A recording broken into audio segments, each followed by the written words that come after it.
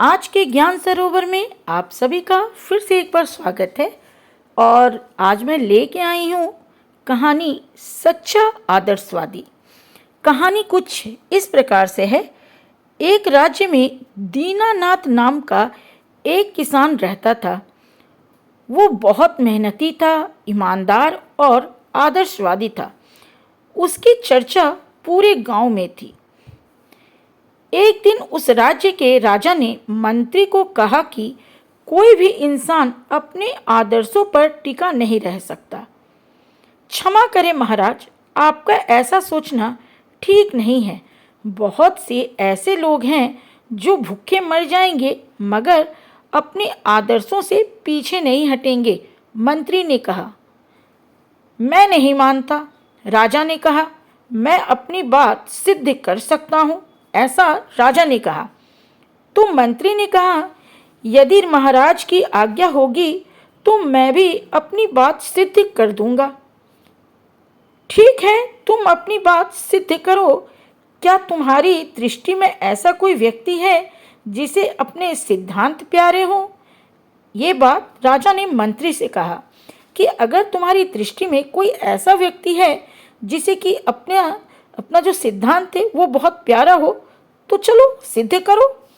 क्यों नहीं महाराज, मंत्री ने कहा। क्यों नहीं महाराज, हमारे राज्य का एक किसान दीनानाथ ईमानदारी की मिसाल है। उसकी परीक्षा ली जाए। वह परीक्षा में खरा न उतरा तो आपकी बात सच साबित हो जाएगी।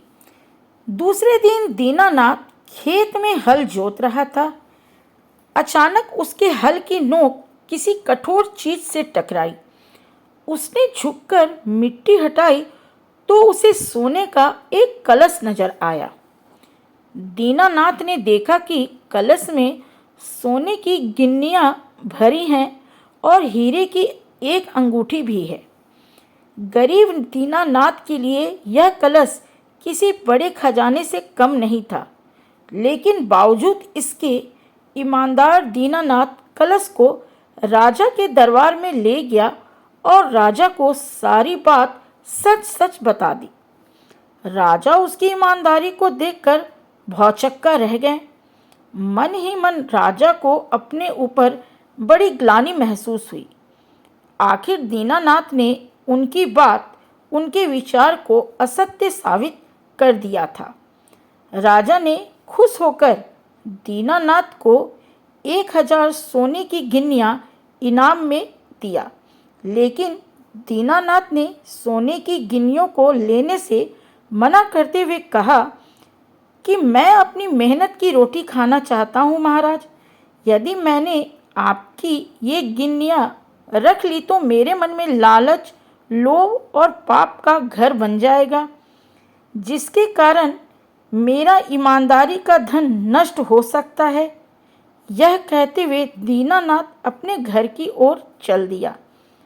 राजा प्रशंसा भरी नजरों से कभी जाते हुए दीनानाथ को देखते तो कभी मंत्री को। यानी कि इस कहानी से हमें क्या शिक्षा मिलती है? सच्चा आदर्शवादी वही है जो अभाव में भी अपने आदर्शों से नहीं डिगता है। तो आज की कहानी आपको कैसी लगी? एक लाइक, एक कमेंट करके मुझे ज़रूर बताइएगा। आगे और भी मैं ऐसी कई कहानियाँ आप सबके लिए ज्ञान सरोवर में लेके आती रहूँगी। तो आज के लिए बस इतना ही। जय हिंद, जय भारत।